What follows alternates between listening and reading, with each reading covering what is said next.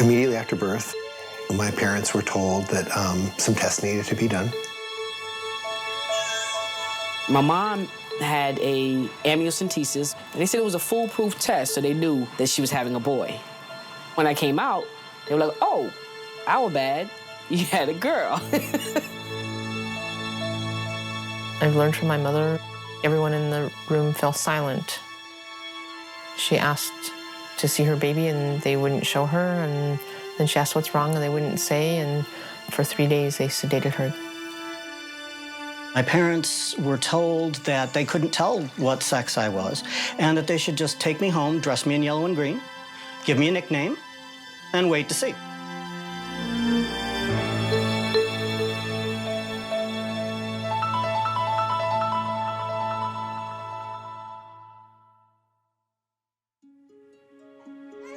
More than 250 babies are born in the world every minute, and the first question we ask, is it a boy or a girl? What if it's neither? What if it's intersex? What's that? Never heard of it? No. Nah, never heard of it at all. What do you mean by intersex? I was born in Aotearoa, New Zealand in 1953. The first words the midwife said were, "Oh my God, it's a hermaphrodite." Well, to put it more correctly, I was born with what was called ambiguous genitals. The doctors decided I was a boy and my parents named me Bruce. A year later, they were told I was actually a girl. I became Margaret. And then at age 8, I had surgery to rearrange my genitals and make my body look more feminine. Now, I proudly identify as neither male nor female. Hi, my name's Marnie Mitchell, and I'm an intersex person. Intersex refers to a person whose body is not the standard male or the standard female type. The term encompasses over 30 different conditions that all originate prenatally during a fetus's sexual development. Intersex may refer to someone having genitals that are in between male and female.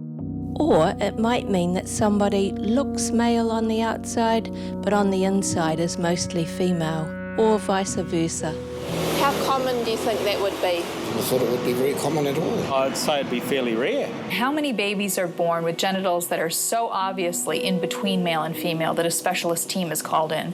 That would be about 1 in 1,500 to 1 in 2,000 children. Is that right? That's fairly substantial, isn't it? More than 1 in 2,000, and that's a conservative estimate. That means there could be as many as 3 million intersex people living in this male-female world. I want to find out why this relatively common phenomena is so unknown, so secret. I want to talk to some of the 1 in 2,000 of us who don't neatly fit into the male-female categories. This is a difficult thing for most of us to talk about, but around the world, more and more intersexuals are now prepared to do just that. So come and see what it's like to grow up in an intersex body. Come and meet some of my people. Discount tickets, great Broadway play. It's hard to understand how you fit in when there's nobody around you that's anything like you. My old friend Tiger DeVore, believe it or not, when he was born there was some doubt whether he was male or female. There wasn't a clear determination about sex at the time of birth. The later records say that I had what's called third-degree hypospadias, which means that the genitals are basically open from what would have been the tip of the penis to what would have been the base of the testicles, but could just as easily have been the top of the clitoris to the base of the labia majora. And I had the first surgery to move all that massive tissue into something that looked more like a penis at age 3 months. Many intersexuals, or as we used to be known, hermaphrodites, are born with this kind of ambiguity of the genitals, an outward appearance that sits somewhere in between male and female.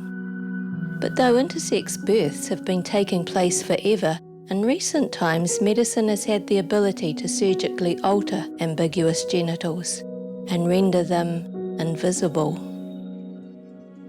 When I was born, my genitals didn't look very much like a boy's genitals. There was something a lot larger than a clitoris, but there was no pee hole in what they thought was the penis, and there was no testes, and what they might have thought of as the scrotum was all open in the middle. I'm in California wine country to visit my dear friend, Beau Laurent. Beau was the very first other intersex person I was ever aware of.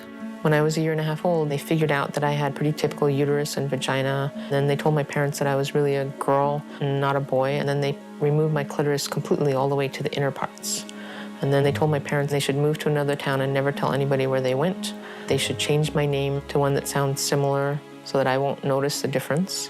And they should go through everything that they owned and get rid of every picture or letter or card that referenced the child who had the boy's name that was me. This was the second part of the modern formula for treating intersex babies: secrecy, ensuring that the child never became aware of the truth of their birth condition. I had more than a dozen surgeries before I was 10. There was always a smell coming from my crotch, and I knew that I had infections a lot that hurt. And I have lots and lots of memories of speaking to my doctors and speaking to my parents and asking very pointed questions. Why is this happening to me? What's wrong with me? They would say things like, "You've got a leak, and we have to fix the leak." It was obvious to me this was more than just a leak, because there was no other person on the planet that had this thing going on with them. And I knew I'd sort of had some difference of the genitals from when I was 5 years old. My brother sort of pulled down my pants to show a neighborhood kid what I looked like down there. I think that my parents were probably told not to talk about it. But some strange things would come out. I remember once I was playing with something like sort of a girly toy. And my mom said, "Well, you're not supposed to play with girly toys." So I said, "Hey, why not?" And my mom said, "Because we're supposed to raise you as a boy. It's not because you're a boy, it's because we're supposed to raise you as a boy." This model for dealing with intersex children was developed in the 1950s by a team at the world-renowned Johns Hopkins University in Baltimore. That team was led by a brilliant young psychologist, Dr. John Money. Ironically for me, Dr. Money also grew up in New Zealand. Money's theory was that gender was mostly about nurture, about the way you're raised, that it's not about nature, whatever happened to you prenatally. He was using intersex to sort of prove that theory, and he was trying to show that as long as you made a child look typically male mostly, or typically female mostly, that you could end up with a straight boy or a straight girl who had no gender issues and no sexual orientation unusualness. Hamburg, Germany, a long way from Baltimore. I'm here to talk to Mikkel Reiter, another who's grown up under the gaze of the medical profession. I was born with a penis, so it was possible to assign me as male at birth. 2 weeks after birth, doctors told my parents, because the chromosomes are female, I have to be assigned female. My first surgery was at age 1.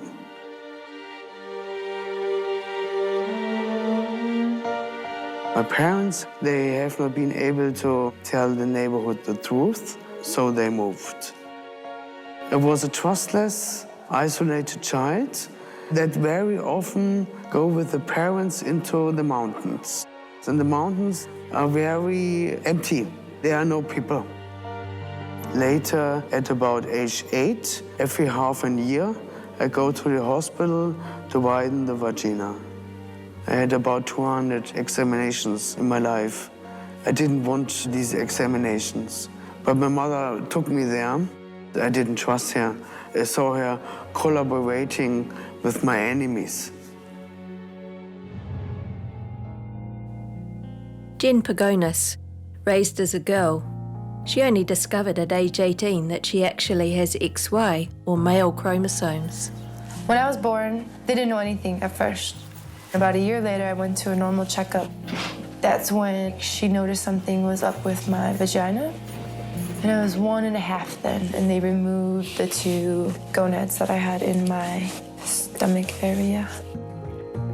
When I was 3, they decided to remove my clitoris because it was too big by their standards for a normal girl.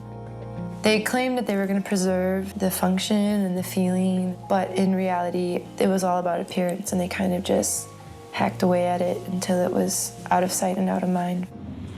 I'm heading to the University of Hawaii to talk to Professor Milton Diamond. As early as the 1950s, Professor Diamond was a dissenting voice. He didn't believe that intersex people were the perfect proving ground for Money's theory that gender was largely learnt. When Dr. Money came along with his ideas, they seemed to resonate mostly with the medical community. So while the rest of the academic world still argued nature, nurture, the medical world didn't. They just accepted that. Johns Hopkins University is one of the most important medical universities in the world, and there was this real authoritativeness about this is what we do for these children. Doctors became increasingly interventionist, increasingly aggressive in terms of surgeries and in terms of hormonal treatments to try to make sure that every body looked clearly male or looked clearly female. I didn't believe it was that simplistic. I said that John Money's ideas were not built on any individual that had been brought up in a typical way or lived, as we know, with typical biology. He took that as a challenge that I had sort of thrown down the gauntlet. In 1966, one of a pair of identical twin boys, Bruce Reimer, had his penis accidentally burnt off in a botched circumcision. His desperate parents turned to Dr. Money for help. And he said very quickly, if he doesn't have a penis, in this world, there's not many options. I recommend he be brought up as a girl. Here was an ideal clinical candidate to prove beyond a shadow of a doubt that his theory was correct. Bruce Reimer was renamed Brenda and surgically assigned female. Money announced to the medical world that his experiment was a success. The boy, who was sex-changed, was living happily as a girl. The Reimer case became internationally famous, and the model for treating intersex children became even more entrenched. I'm in Chicago to talk to Linnell Stephanie Long, born to a poor South Side family in 1963. My mother had 6 sons, including me. And all of my brothers, they were rough and tough, and they fell down, and they would jump back up. I fell down, I'd sit there and cry like a little girl, because that's what I was. I wanted to be a normal boy. I didn't want what I was called at school, which was a freak.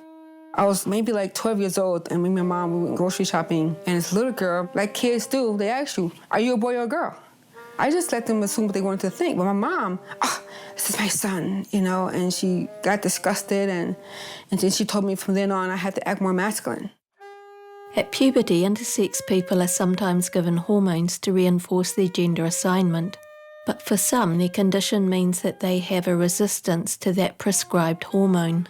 My voice was getting higher, and I started growing breasts, and I was already on testosterone for 2 years.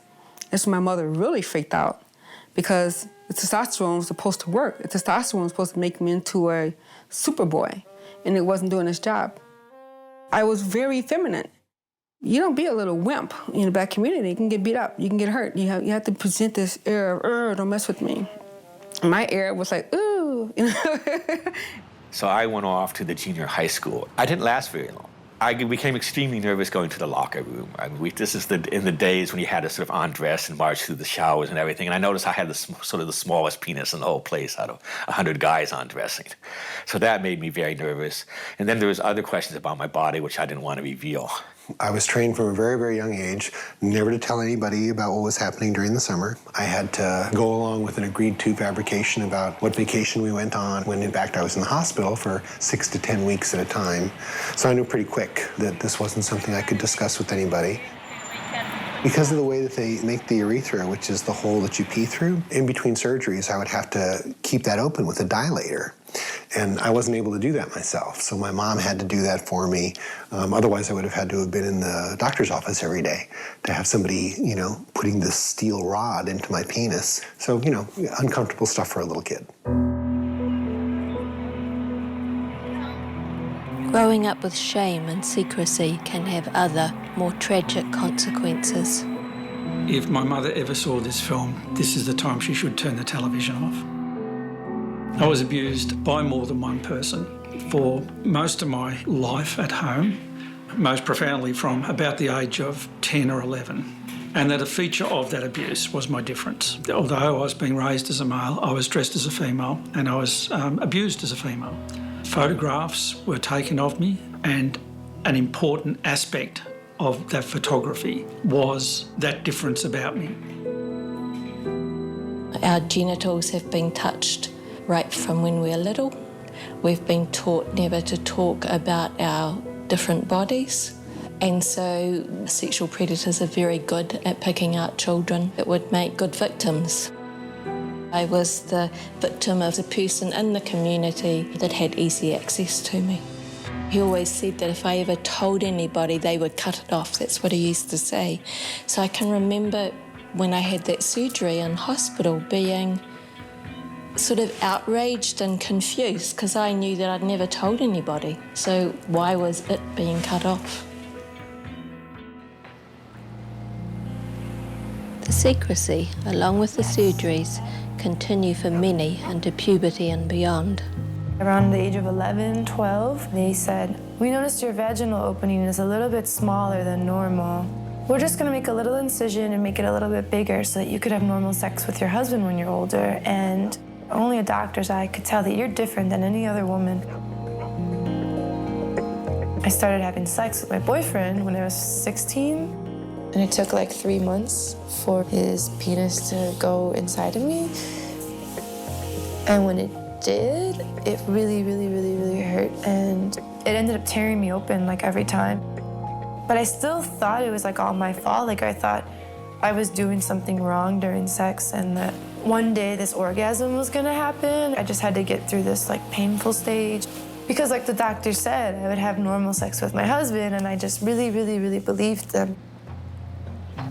I often would have dreams of cutting it all off, like cutting my skin off or just cutting my vagina off, just not wanting to be a part of my body. It would seem that the prospect of a child without obviously male or obviously female genitals has been just too much to handle. But what of the people who escape this treatment? They do exist. My good buddy, Hida Valoria. My mother kind of let it slip once that when you were born, they didn't know if you were a girl or a boy. And she giggled.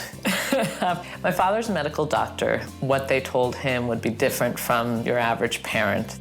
I never heard anything about there being anything wrong with me in any way. So no, I have not had any treatment. I was changing with one of my best friends to go swimming, and I dropped something and I ended up, down by her genitals, and I saw them and I thought, why are hers flat? She's missing something. I first became aware that I was different when my brother was born. Why did he look different than me? My parents started to explain. It wasn't that he was different, it was that I was different. I had what was either a tiny penis or a very big clit, and no sign of a vagina, and no testicles. So they weren't really sure what sex I was. My parents would never have consented to exploratory surgery. By the time I was 3 years old, it was very plain that I identified as a boy, and when other people saw me, they always said, "How's your little boy?" or "What a cute little boy you have." And so my parents raised me as a boy. I did not live a horrible childhood at all. I used to tell my friends that I was like Superman. I had fallen from space and they couldn't tell anybody about it, and then I'd drop my pants and prove it to them. My intersex condition is that where I was born in the female body, however, have the male chromosomes, XY chromosome. Never thought like a female, ever. It's considered the tomboy of the family. Officer Danny Lee Harris of the Atlanta Police Department, another who managed to avoid early childhood surgery.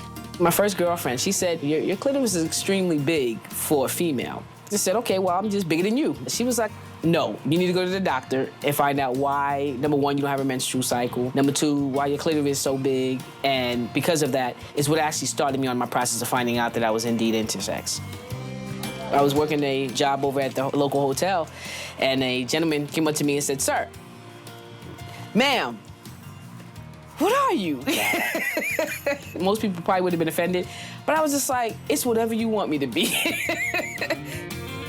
It was after sleeping with a few different women that I realized, wow, I am doing things here that girls are not supposed to be able to do. The clitoris is the only organ on the human body that's specific purpose is pleasure, and it follows that having a large clitoris is just a very positive thing. Unfortunately though, even for those intersex people who escape the surgeon's knife, the pressure to conform continues throughout life. As a teenager, I stopped growing. My mom wanted to take me to a new gender clinic, and it was an absolute nightmare. They said that they had assigned me the wrong sex because there was no way that I could live a normal, healthy life with the genitals I have, and they couldn't make me decent male ones. And it would have been much easier to make me a girl than it would have been to make me a boy, and now I was nothing. I was literally told this. I was 14 years old. They said, you're not male, you're not female, and that's all there is in this world is male and female. You're nothing. I was taught to be masculine, I was taught to be male, I was told to pass as a boy, I was taught to strive to be as boy-like as possible. It's absurd. I can't measure up to being male. The truth of my identity is that I'm an intersex person. I have this outside physical appearance that is very masculine, but I'm wearing it, you know? I'm wearing this over who I am. I get to be this intersex person in man drag. The idea was that I could not live an adult life without a set of genitals that looked absolutely male. Why? Well, you can't go into men's bathrooms. What do you mean I can't go into men's bathrooms? I've been going to men's bathrooms all my life. Oh, you can't stand at a urinal. I got news for you. Any man with a pot belly that hangs over his cock has to sit to pee. Being able to stand to pee is not a guarantee of having a fully formed, normal-sized penis.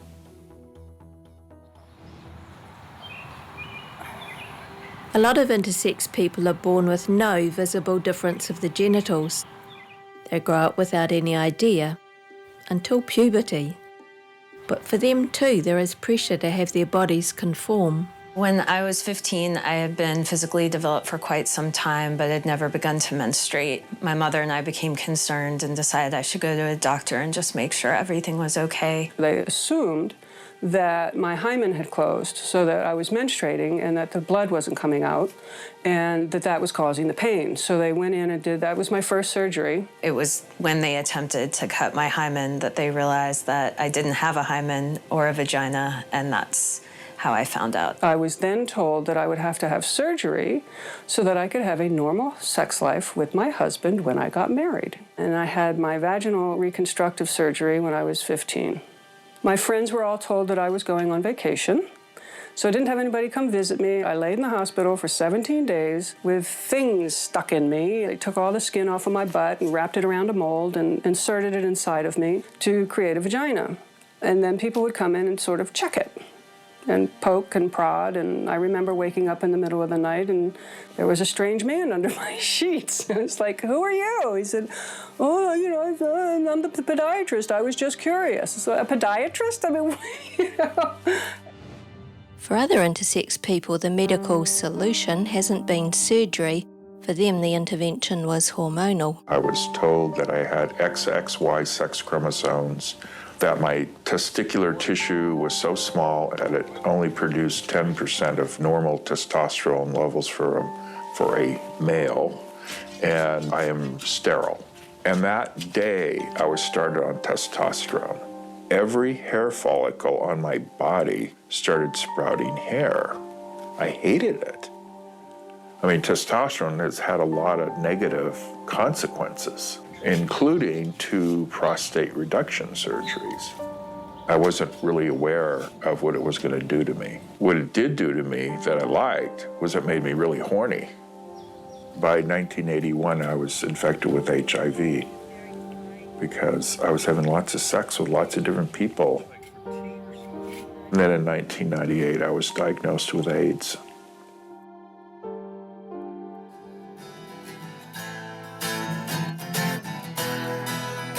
Meet Gavin Coleman, also born with an additional X chromosome, a condition called Klinefelter syndrome.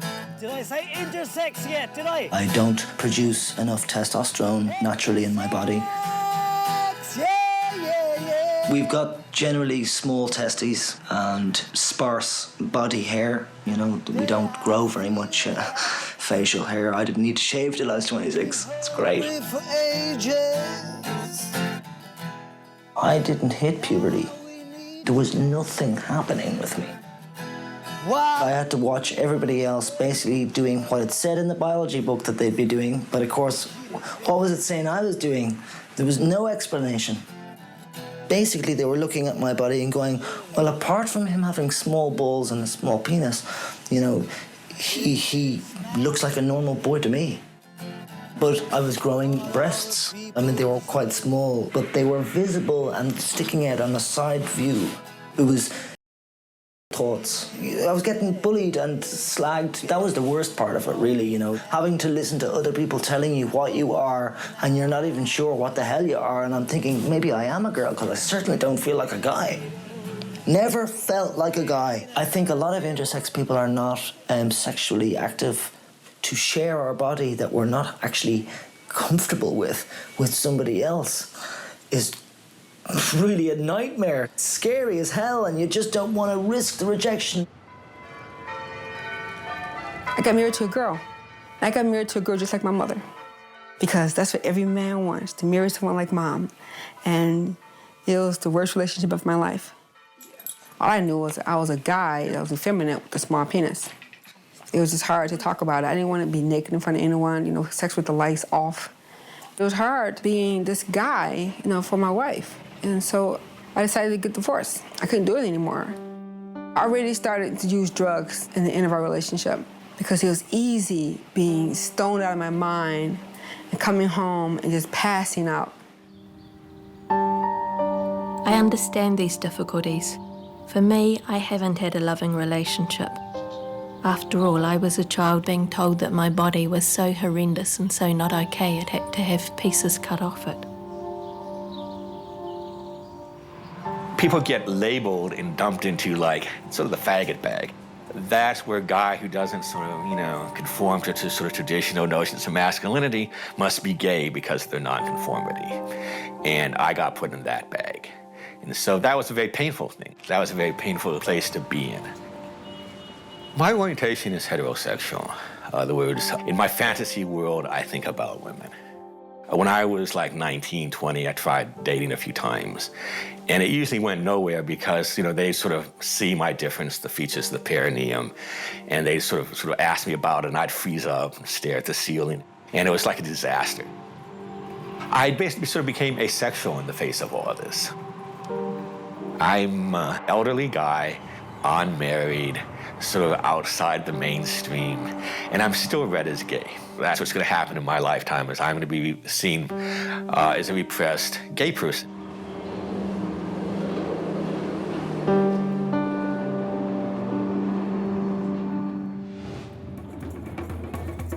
For those who confuse the boundaries between the sexes, the consequences can be severe.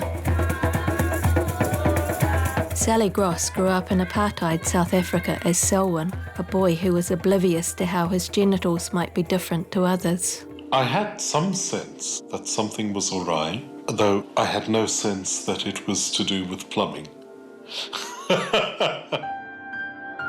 Puberty was kind of confusing. My expectation was that I'd develop some kind of orientation, an attraction of some kind. No, I was asexual. I'm simply wired differently. As one of nature's celibates, Selwyn gravitated towards religious life, and by the age of 34 had been ordained into the Catholic Order of Dominican priests. My genitalia are about as radically ambiguous as you can actually get. And it says a great deal about my own kind of naivety and lack of curiosity that this was a penny which did not drop until I was actually in my 40s. If people didn't know me, they'd sometimes certainly take me for a woman. And it transpired that some of the children in the congregation were not persuaded that father was actually male. I knew that there was an issue of kind of gender and bodiliness. I didn't know exactly what it was, so I determined to take kind of advice about it, to know I had not just repressed it. And I was advised to live experimentally in female role. I didn't like the process of having to learn to put on makeup. You know, wearing the clothing, well, okay. In a sense, presenting as female did less violence to me than did presenting as male. But the truth is, I'm a person. I'm me. This all proved too much for the Dominicans. Sally was eventually pushed out of the order.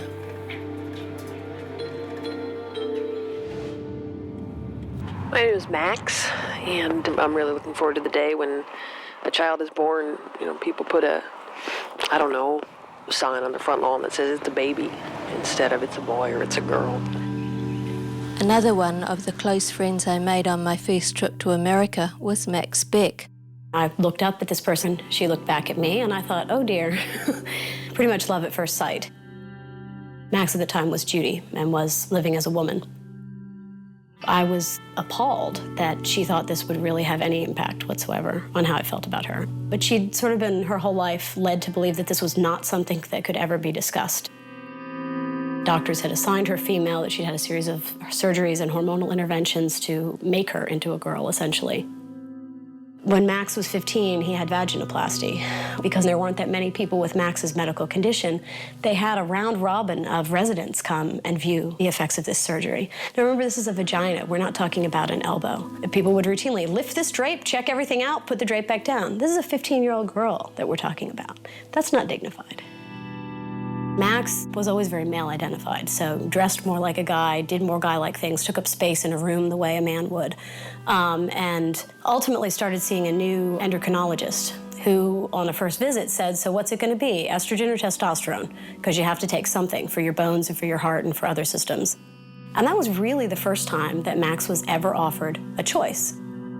Because estrogens had been such a wretched experience, he thought, try testosterone, why not?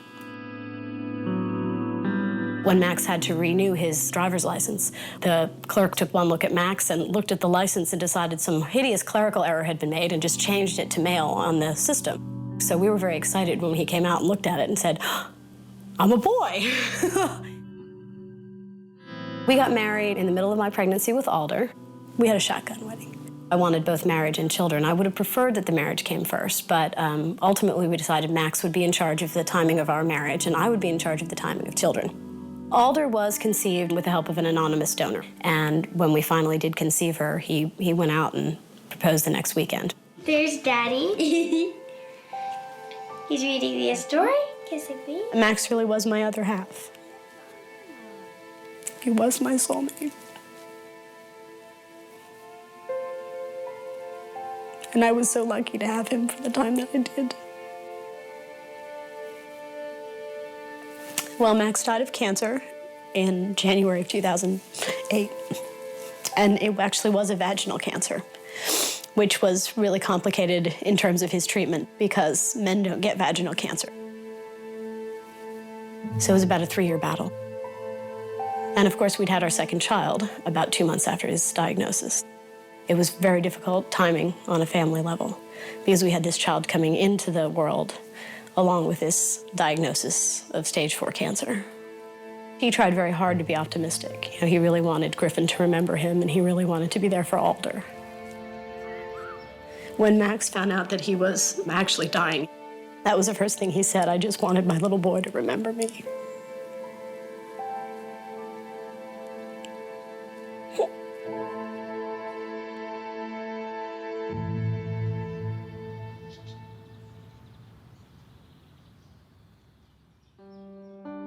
The common story for those of us born intersex has the world of medicine trying to erase our physical differences, surgically and hormonally conforming us to male or female.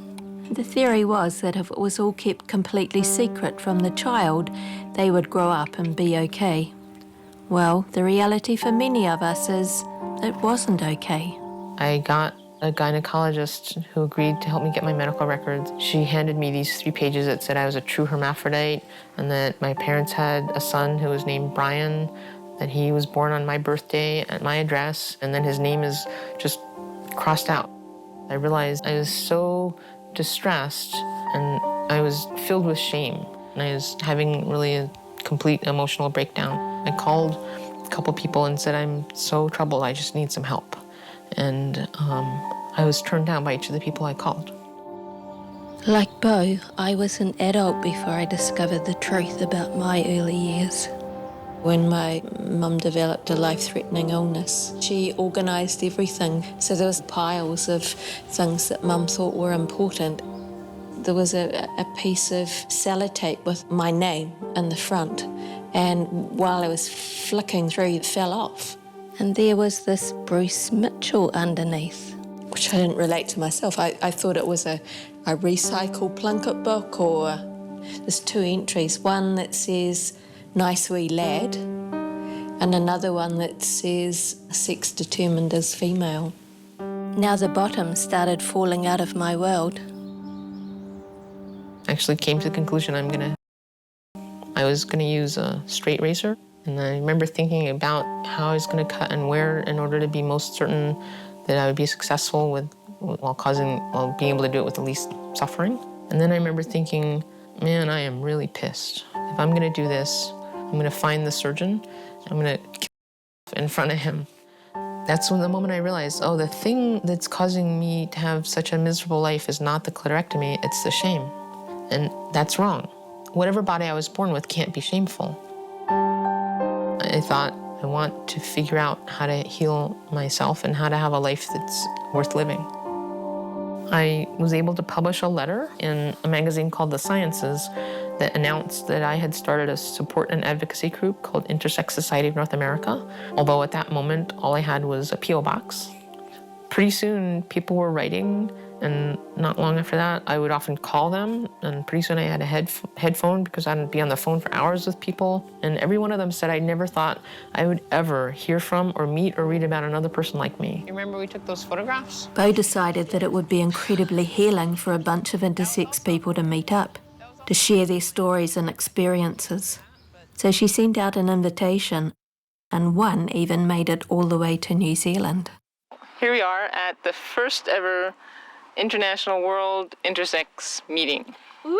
How does it feel to be here, Mani? It feels absolutely incredible to have come all the way from New Zealand for the first ever gathering. I owe her a huge debt of gratitude. I don't think I would still be here on planet Earth if it wasn't for Bo. I thought when I heard there was an intersex retreat that I was going to meet all these other people with similarly different bodies. And we could discuss, wow, what was it like with you? Did you have this experience? And did you have that experience? And, what is it like with you dating and sexually? And what I found was that these people were traumatized. I just want to get a dull, rusty knife and start hacking off other doctors' genitals and say, here, you son of a bitch, how do you think it feels?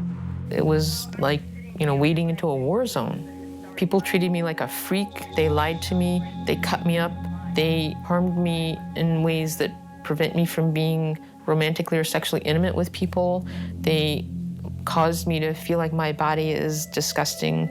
People would refer to their genitals as the genitals. To have had your most sensitive, vulnerable, private organs mutilated. I used to feel survivor guilt when I first met others in the community. Now I just feel really blessed that I don't have that. I think it's like the greatest gift my parents ever gave me. That gathering was really the start for me and many others in realising that we've been treated poorly.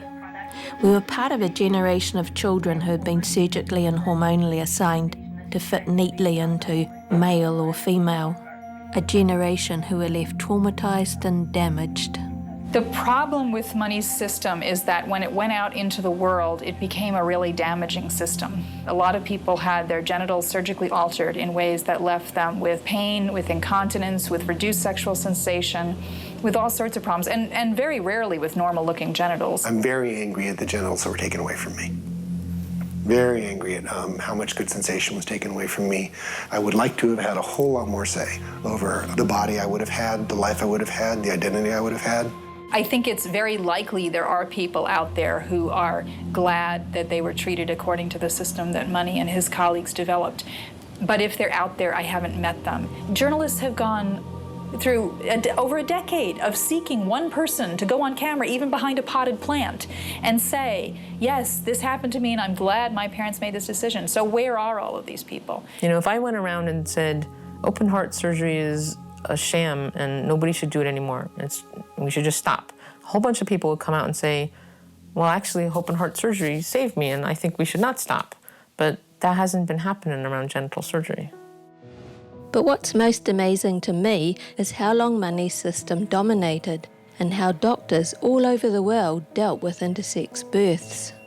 Part of it, obviously, was that it provided a solution to what is considered a very difficult situation. What do you do when you can't answer the question, is it a boy or a girl? And Money's idea that gender is largely learnt struck a chord through the 60s and 70s. And his reports of the success of the Reimer case only served to reinforce the idea that nurture was more important than nature. He was telling the press and he was reporting in the medical literature that this child who had basically been sex changed had become a girl, had become a girly girl, had become a straight girly girl. And in his own records, he's indicating that this isn't working, that this child is not taking on a female gender identity. At the age of 14, after years of feeling like she was living the wrong sex, her parents finally revealed the truth about her birth. Brenda stopped living as a girl and became David. Money continued to tell the world that the case was a success. Here was a man that had married, and to think that he was being presented as a successful woman somewhere in the world really offended him. The problem was not that he believed in a theory of gender that turned out not to work very well in practice. The tragedy of John Money is that he wanted to hang on to a theory that had made him famous so badly that he did something profoundly unscientific and ultimately inhumane. After years of struggling with the facts of his childhood, tragically, David Reimer took his own life in 2004. Despite the fact that intersex people around the world now say that their treatment was wrong, and despite the fact that the medical model formulated by Money and his colleagues has been largely discredited, hospital practices have been slow to change. Still in the United States, like about 5 non-consensual intersex surgeries done each day on intersex children, so the actual practices haven't changed all that much. When parents have a newborn intersex kid, they're told their kid has a deformity of the genitals, right? Those are the words that are used. And then the doctor comes in and says, this is easy to fix, 1 or 2 surgeries, kid will never know. So, of course, nervous, frightened young parents of an infant are going to say, absolutely, do the surgery as soon as possible. We can take your hermaphrodite child, guess what they would have been if they weren't what they are, and then turn them into something they're not so that it's easier for you. It's a ripoff. So, what should happen when an intersex baby is born? Number 1, love your child. I don't care what else you do. That child has made no mistake. You have a healthy intersex child. The kid's gonna be okay. And when it comes time, the kid will be able to get educated and make a choice about what kind of surgeries they wanna have or not have any surgeries at all. If necessary, we can manipulate their hormones, but they may not have to have their hormones manipulated to puberty. They'll just grow and be fine and have the identity of their own choice. That's what should be happening. That's the truth. That's what's healthy, that's what's real, that's what's natural. So much of what I see reflected in the lives of intersex people is the effect of intolerance of difference. I fantasize about what life would be like if intersex was treated just the way it should be, like no big deal. Many intersex people have gravitated towards a place where they can be themselves. Probably the most open and accepting city in the world, San Francisco.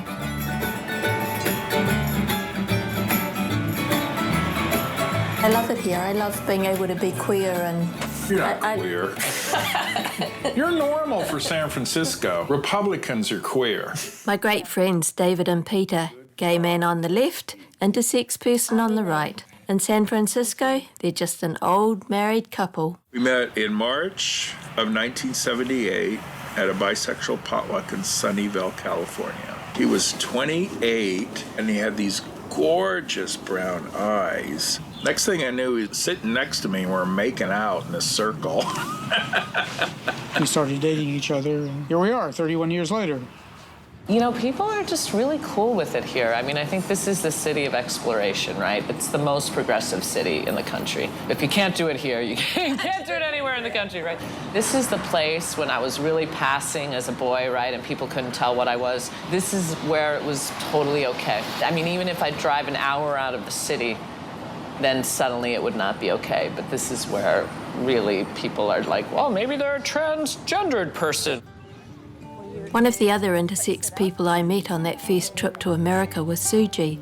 She and her partner Anne find the San Francisco attitude easy to live with. A lot of people are willing to say, well, I think those are two lesbians, but I'm not sure, and, well, it's none of my business.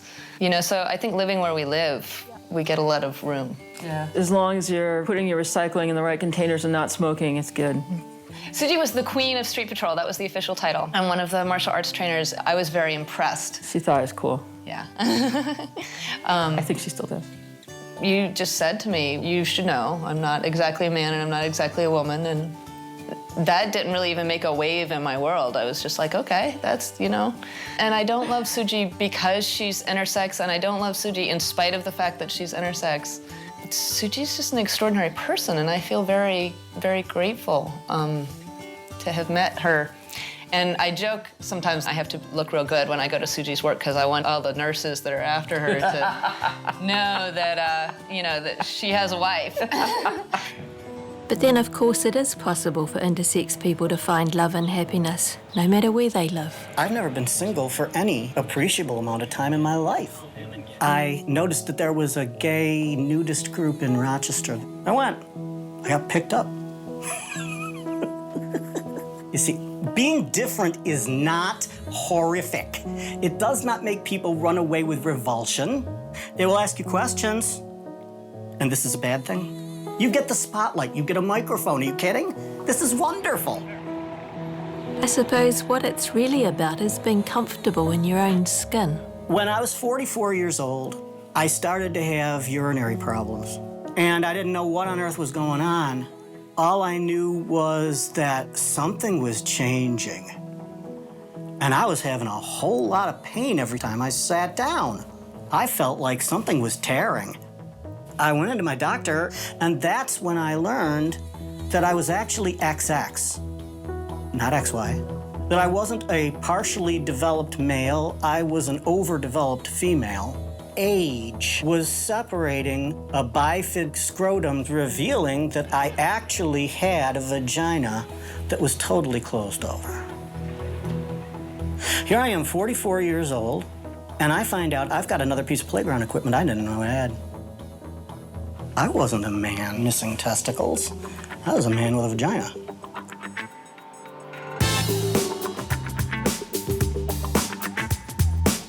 One of the other places that intersex people can be out and open is the internet. The anonymity of cyberspace has led to an explosion of intersex material. Type the word intersex into Google and you get hundreds of thousands of results. Many of these are support groups and forums where intersex people can talk to each other. When I had my surgery, they told me I would never meet another woman such as myself. Now I correspond with hundreds of women every week. The people that have taught me the most are the people that I've met from the support groups. They have not been the doctors, they have not been the experts, but they have been people who have lived through the same thing that I have. It's almost a universal experience of intersex people that they think that they are the only person with this thing that ever existed. What the internet has done is given us access to each other. YouTube started because I thought that this is the perfect way for me to express myself. Hello and welcome to Intersex News, yes. I've posted more than 1,300 videos in 2.5 year period. Most are to the absolute maximum mark that I can go to, which is 11 minutes, even though they state you can only have a 10-minute video. Well, actually, you can have an 11-minute video. haven't made any notes. YouTube is a platform for me to reach out to a possible entire world. It's a diary, and it's a risky diary because I have been very open on myself. Telling people is important. Let's get together on it. Let's really get intersex spread across the world. I'm using my big mouth to essentially destroy my life in ways, but actually I'm okay in this world. Yeah, I have issues with my genital size. What man doesn't have a situation going on in their head about the size of their members down below?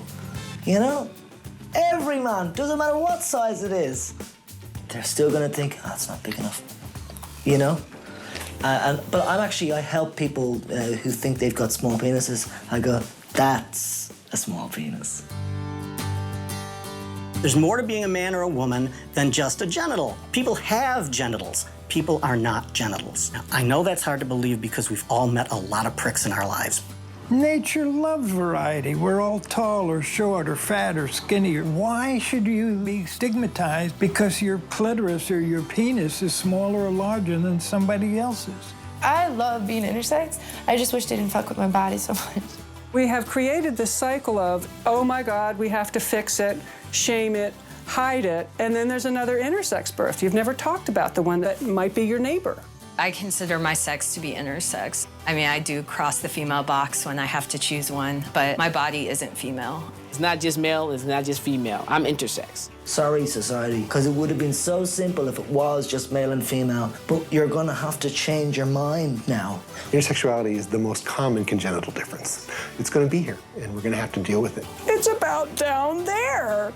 We're not allowed to have anything different down there. Being intersex has been, honestly, a gift for me. It doesn't suck to be intersexed. It sucks to be persecuted. We share that with everybody. I am different because I was born different. And you were different because you was born different. Intersex isn't uncommon, it's just unheard of. So, now you've met some of my little tribe. Well, I say little, but there's a lot of us out there. You just don't normally get to see us. For some reason, any blurring of the two genders is still an uncomfortable concept for many people. But it doesn't have to be. Yes, we've got something different between our legs. But we're really just people. We live in houses, go to work, we have friends and family, hopes and dreams. We are people, just like you.